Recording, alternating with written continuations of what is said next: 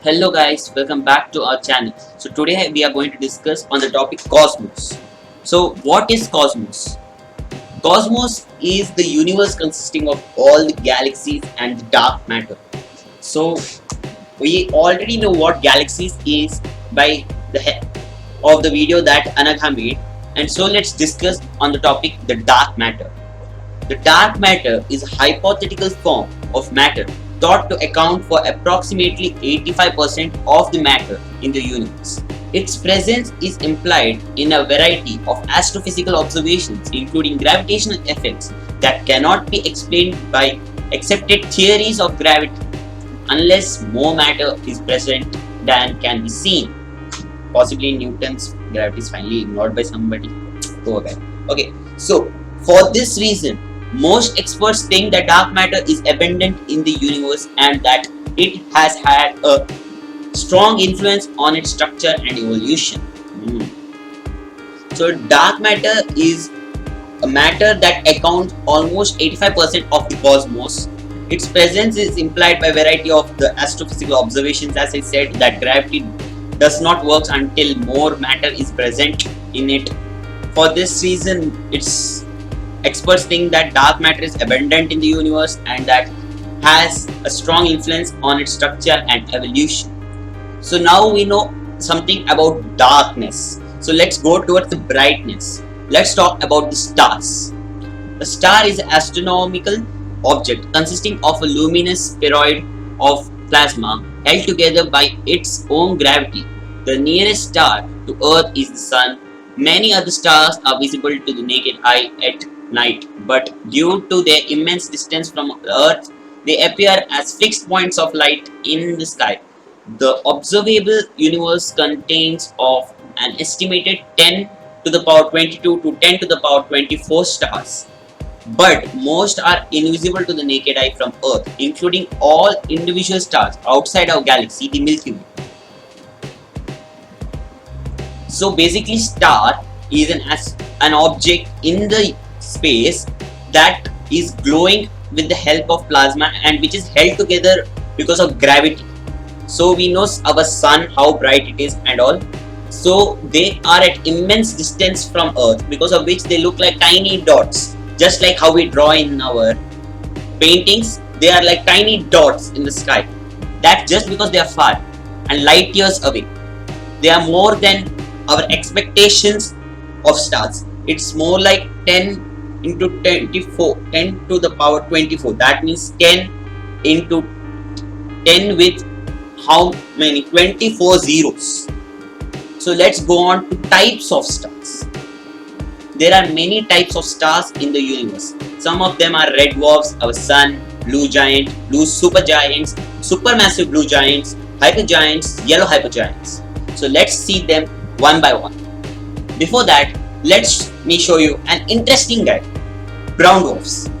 Brown dwarfs are failed stars that couldn't become a star. They are tiny dwarfs that require more amount of fusion to become a red dwarf. They don't fit into the category of stars.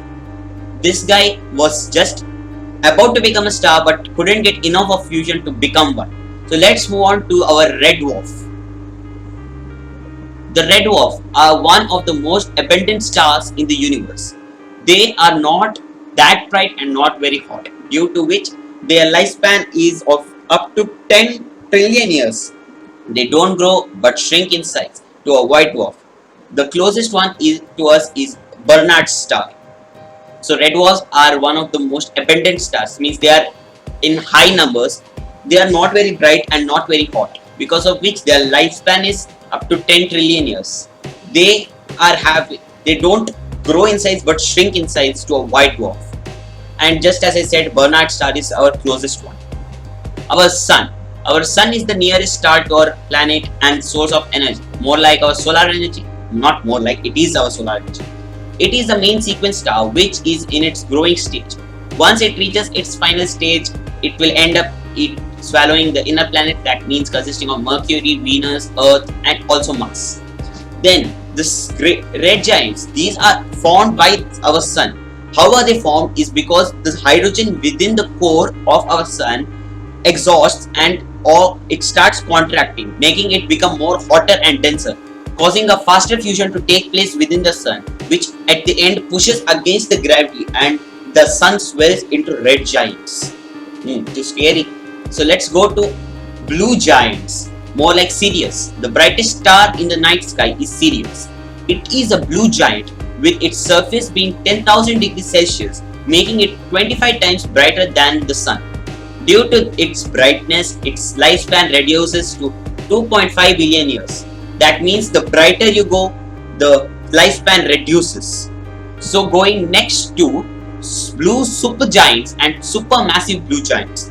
Some stars that are 10 times masses that of our sun is having temperature up to 25 degrees Celsius, like Beta Centauri has two of such suns shining at about 20,000 times the power of our sun, reducing its lifespan to 10 million years, just as I said.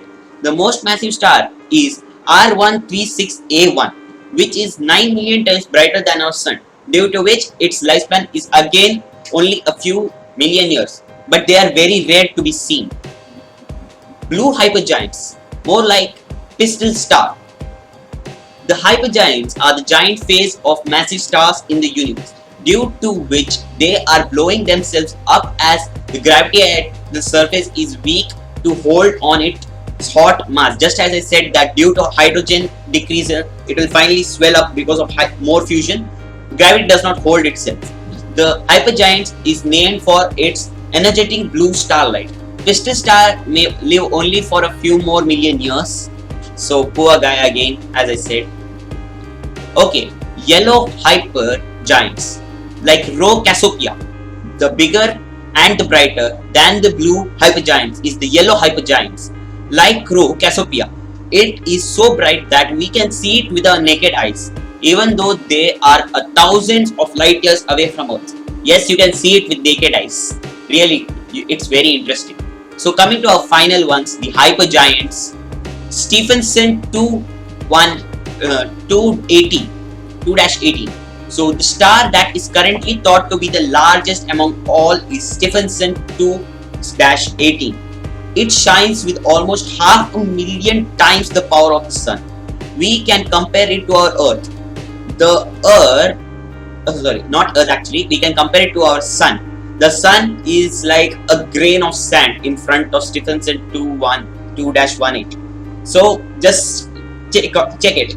You think yourself as Stephenson 2-18, and when you check for a sun, compare yourself with sun, it will be more like a tiny dust of grain. This shows that how huge Stephenson 2-18 is.